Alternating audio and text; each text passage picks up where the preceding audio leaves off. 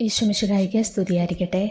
പ്രിയമുള്ളവരെ, പരിശുദ്ധ മറിയം സമാധാനത്തിൻ്റെ രാജ്ഞി എന്നുള്ള ശീർഷകത്തോടെ മെജുഗൊറിയായിൽ 1981 മുതൽ പ്രത്യക്ഷപ്പെട്ടുകൊണ്ടിരിക്കുന്നു. അന്ന് കുട്ടികളായിരുന്ന മാതാവിൻ്റെ ദർശകർക്ക് ജപമാലയും രഹസ്യങ്ങളും ധ്യാനിക്കാനുള്ള ബുദ്ധിമുട്ട് മനസ്സിലാക്കി അമ്മ നൽകിയതാണ് സമാധാനത്തിൻ്റെ ജപമാല. 7 ദശകങ്ങളുള്ള ലളിതമായ ഒരു ജപമാലയാണിത്. ആദ്യം വിശ്വാസ പ്രമാണം ചൊല്ലുക. തുടർന്ന് ഓരോ ദശകത്തിലും ഒരു സ്വർഗസ്ഥനായ പിതാവേ, ഒരു നന്മ നിറഞ്ഞ മറിയമേ, ഒരു ത്രിത്വസ്തുതി എന്ന ക്രമത്തിൽ ചൊല്ലി 7 ദശകങ്ങളും അവസാനിപ്പിക്കുക. ഈ ജപമാല ചൊല്ലുന്നവർക്ക് പരിശുദ്ധ മറിയം ഹൃദയ സമാധാനം വാഗ്ദാനം ചെയ്തിട്ടുണ്ട്. മെജുഗൊറിയായിൽ വിശുദ്ധ കുർബാനയ്ക്ക് ശേഷം ഇത് സ്ഥിരമായി ചൊല്ലണമെന്ന് നിഷ്കർഷിച്ചിട്ടുണ്ട്. അവിടെ അത് ഇപ്പോഴും സ്ഥിരമായി ചൊല്ലുന്നുണ്ട്. ജോലി ചെയ്യുന്നതിനിടയിലും ഇത് എളുപ്പത്തിൽ ചൊല്ലാവുന്നതുകൊണ്ട് വർക്കേഴ്സ് റോസറി എന്ന പേരിലും അറിയപ്പെടുന്നു. എന്നാൽ ഈ കാലഘട്ടത്തിൽ എല്ലാ വ്യക്തികളുടെ കണ്ഠങ്ങളിൽ നിന്നും പ്രാർത്ഥന ഉയരേണ്ട സമയമായതുകൊണ്ട് പരിശുദ്ധ അമ്മ ഈ ജപമാല കുട്ടികളെ പഠിപ്പിക്കാനും മുതിർന്നവർ ജോലിക്കിടയിൽ ഈ ജപമാല ചൊല്ലാനും ആഹ്വാനം ചെയ്തു. ജപമാല എത്ര കൂടുതൽ അർപ്പിക്കപ്പെടുന്നുവോ അത്ര അധികം ഈ ലോകം നന്മയിലേക്ക് കുതിക്കുന്നു എന്നാണ് മാതാവ് പറയുന്നത്. മാതാവിൻ്റെ 7 വ്യാകുലങ്ങൾ ധ്യാനിച്ചും യേശുവിൻ്റെ 5 തിരുമുറിവുകളും തോളിലെ മുറിവും മുൾമുടി വച്ചപ്പോഴത്തെ മുറിവും ഒന്നിച്ചു ധ്യാനിച്ചും ഈ ജപമാല ചൊല്ലാവുന്നതാണ്. തിന്മ നിറഞ്ഞ ഈ ലോകത്തെ നന്മയിലേക്ക് നയിക്കാനുള്ള ഈ പോരാട്ടത്തിൽ നമുക്കും അമ്മയോടൊപ്പം അണിചേരാം.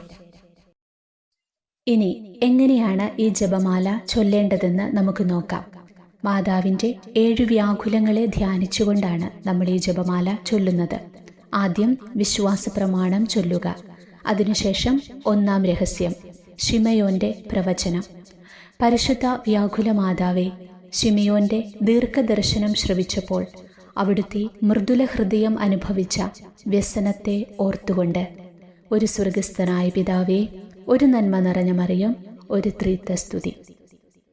വീണ്ടും 2-ാം രഹസ്യം, തിരുക്കുടുംബം ഈജിപ്തിലേക്ക് ഓടി ഒളിക്കുന്നു.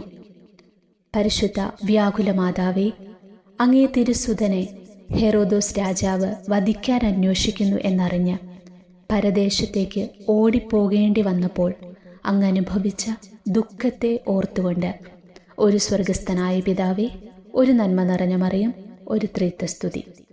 അടുത്തത് 3-ാം രഹസ്യം, ബാലനായ ഈശോയെ കാണാതാകുന്നു. പരിശുദ്ധ വ്യാകുല മാതാവേ, അങ്ങേ തിരുക്കുമാരൻ 12 വയസ്സിൽ 3 ദിവസത്തേക്ക് അങ്ങേ വിട്ടുപിരിഞ്ഞ് കാണാതായപ്പോൾ അവിടുന്ന് അനുഭവിച്ച വ്യസനത്തെ ഓർത്തുകൊണ്ട് ഒരു സ്വർഗസ്ഥനായ പിതാവേ, ഒരു നന്മ നിറഞ്ഞ മറിയം, ഒരു ത്രിത്വസ്തുതി.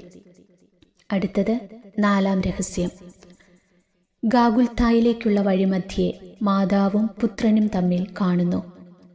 പരിശുദ്ധ വ്യാകുല മാതാവേ, അങ്ങേ തിരുക്കുമാരൻ കുരിശു വഹിച്ചുകൊണ്ട് കൊലക്കളത്തിലേക്ക് പോകുന്നതിനെ ദർശിച്ചപ്പോൾ അവിടുന്ന് അനുഭവിച്ച വ്യസന പാരവശ്യത്തെ ഓർത്തുകൊണ്ട് ഒരു സ്വർഗസ്ഥനായ പിതാവേ, ഒരു നന്മ നിറഞ്ഞ മറിയം, ഒരു ത്രിത്വസ്തുതി.